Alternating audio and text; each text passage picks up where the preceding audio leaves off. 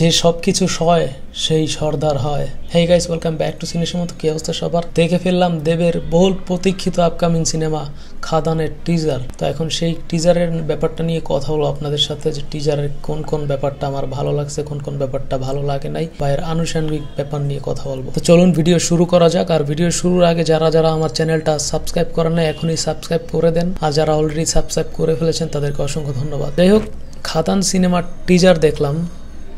দেব প্রায় অনেকগুলো বছর পরে মাস কমার্শিয়াল সিনেমায় ব্যাক করতে চলেছে এই খাদান সিনেমার মাধ্যমে।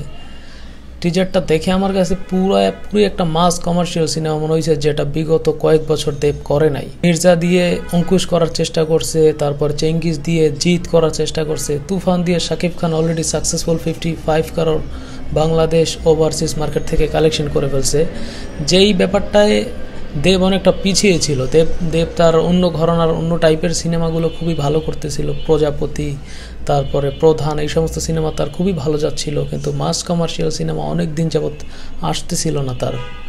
তো এই খাদান আসতেছে তার, দেখি কি হয় এটা। এখন যদি আসি খাদান সিনেমার যে টিজারটা দেখলাম এর ডিটেলস রিভিউতে, তো খাদানের টিজার দেখে লুক অ্যান্ড ফিলটা যথেষ্ট প্রিমিয়াম মনে হয়েছে আমার কাছে। যে সালার, কেজিএফ ওই টাইপের সেম ভাইব তুলে আসছে, একদম কালার গ্রেডিং থেকে শুরু করে ব্যাকগ্রাউন্ড মিউজিক, তারপরে দেবের যে মুখে সিগারেট ফু মারে, অনেকে হয়তো বলতে পারেন এটা তো জওয়ান সিনেমায় শাহরুখ খানের যে বিক্রম রাথোর ওই সিকোয়েন্সটাতে শাহরুখ খান এরকম সিগারেট মুখের ভিতরে ঢুকে ফাইট করতেছিল, ওইরকম একটা ইন্সপিরেশন ছিল যদিও ব্যাপারটা। তবে এটা খারাপ কিছু না, সিনেমার পজিটিভ স্বার্থে যে কোনো কিছু যে কোনো জায়গা থেকে ইন্সপায়ার হয়ে ইউজ করা যেতেই পারে।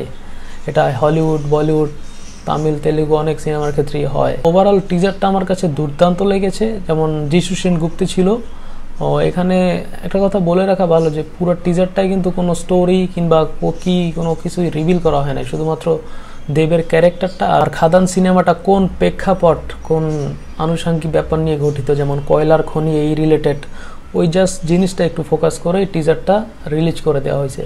তো ওভারঅল টিজারটা আমার কাছে দুর্দান্ত মারাত্মক আউটস্ট্যান্ডিং লেগেছে। যেরকম কালার গ্রেডিং, ডিজাইন, ডায়লগ, তারপরে মেকিং, সিনেমাটোগ্রাফার যে ডিওপি আছে, দুর্দান্ত কাজ, মারাত্মক লেভেলের ডিজাইন করেছে।